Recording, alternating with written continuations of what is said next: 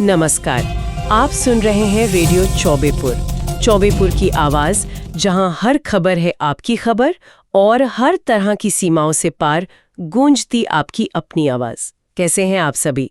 उम्मीद है आप स्वस्थ, सानंद और कुशल मंगल होंगे। तो आइए नजर डालते हैं आज की प्रमुख सुर्खियों पर, जो सीधे हमारे क्षेत्र से जुड़ी हैं। बुलेटिन के अंत तक जुड़े रहें।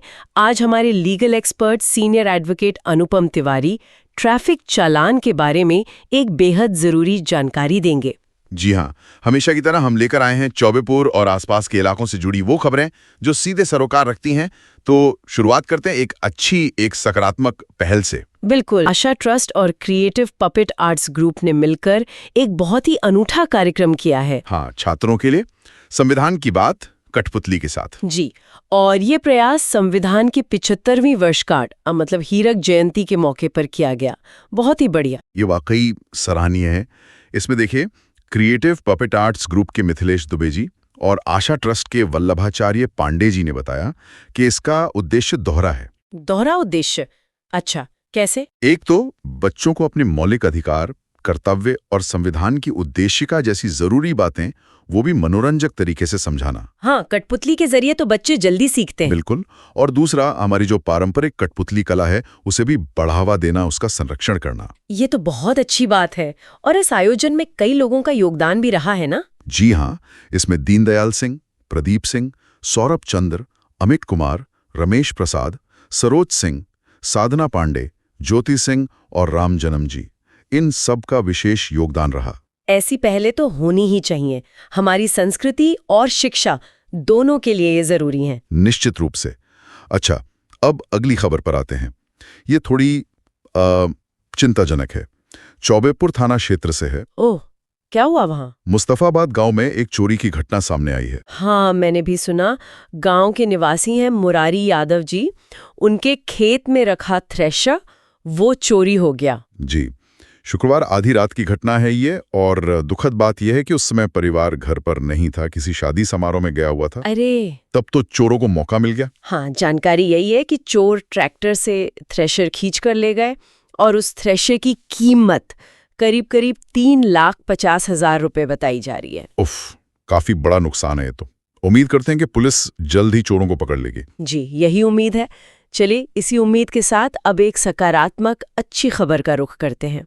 शनिवार सुबह की बात है, चौबेपुर ईदगाह में ईद उल अजहा यानी बकरीद की नमाज अदा की गई। हाँ, सुबह 8 बजे नमाज हुई। माहौल बहुत अच्छा रहा होगा। जी, काफी संख्या में लोग शामिल हुए और सबने मिलकर विश्व शांति, आपसी सौहार्द, बरकत और भाईचारे के लिए दुआएं मांगी। बहुत अच्छे। और सिर्फ चौबेपुर ईदगाह में ही नहीं, शायद और भी जगहों पर नमाज हुई, पूरी शांति के साथ संपन्न हुई। और इस दौरान प्रशासन की क्या व्यवस्था रही? प्रशासन भी पूरी तरह मुस्तैद था। चौबेपुर थाना प्रभारी जगदीश कुशवाहा जी, उप निरीक्षक राजेंद्र यादव और कैथी चौकी इंचार्ज प्रभाकर सिंह सभी अपनी टीम के साथ मौजूद थे। व्यवस्था एकदम दुरुस्त थी। ये सुनकर अच्छा लगा। सामुदायिक एकता का एक अच्छा उदाहरण देखने को मिला। बिल्कुल सही। और अब चलते हैं आज की आखिरी सुर्खी की तरफ। ये खबर चौबेपुर के उमरा बाजार से है। उमरहा बाजार, क्या हुआ वहाँ? वहाँ उपेंद्र कुमार मिश्रा जी की दुकान है, कृषि यंत्र और खाद बीज की। उसमें शुक्रवार रात आग लग गई। अरे, आग कैसे लगी?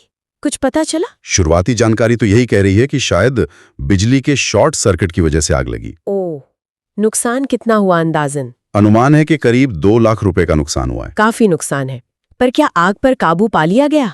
हाँ, इसमें अच्छी बात यह रही कि आसपास के जो लोग थे वो फौरन मदद के लिए आगे आए। उन्होंने आग बुझाने में काफी मदद की। हाँ, स्थानीय लोगों की जागरूकता बहुत काम आती है ऐसे वक्त में। बिल्कुल। और पुलिस भी सूचना मिलते ही तुरंत मौके पर पहुंच गई थी। हाँ, दमकल की गाड़ी को पहुंचने में थोड़ी देर जरूर हुई, लेकिन तब तक स्थानीय लोगों और पुलिस ने मिलकर स्थिति को काफी हद तक संभाल लिया था। चलिए, ये राहत की बात है। पर यह घटना हमें याद दिलाती है कि बिजली के उपकरणों के साथ सावधानी बरतने कितनी जरूरी है। सही कहा। तो ये थी आज की कुछ प्रमुख स्थानीय सुर्खियां। और जैसा कि हमने बुलेटिन के शुरू में वादा किया था, अब वक्त है एक बेहद जरूरी जानकारी का। अक्सर हम लोग घर से निकलने की जल्दी में अपनी गाड़ी के सभी जरूरी कागजात रखना भूल जाते हैं। ऐसे में हम अक्सर ट्रैफिक चालान का सामना करते हैं और जरा सी लापरवाही के चलते जुर्माना भरना पड़ जाता है। हमारे लीगल एक्सपर्ट सीनियर एडवोकेट अनुपम तिवारी बता रहे हैं कि कागज साथ ले चलने के इस झंझट से कैसे बचा जा सकता है। जानकारी छोटी सी है लेकिन अहम है, ध्यान से सुनिए। अगर आप घर से निकलते वक्त किसी भी कारण से अपने गाड़ी के कागजात जैसे DL, RC, insurance, pollution certificate इत्यादि अगर अपने साथ नहीं रख पा रहे हैं तो आप अपने मोबाइल में एक ऐप डाउनलोड करें, एम परिवहन।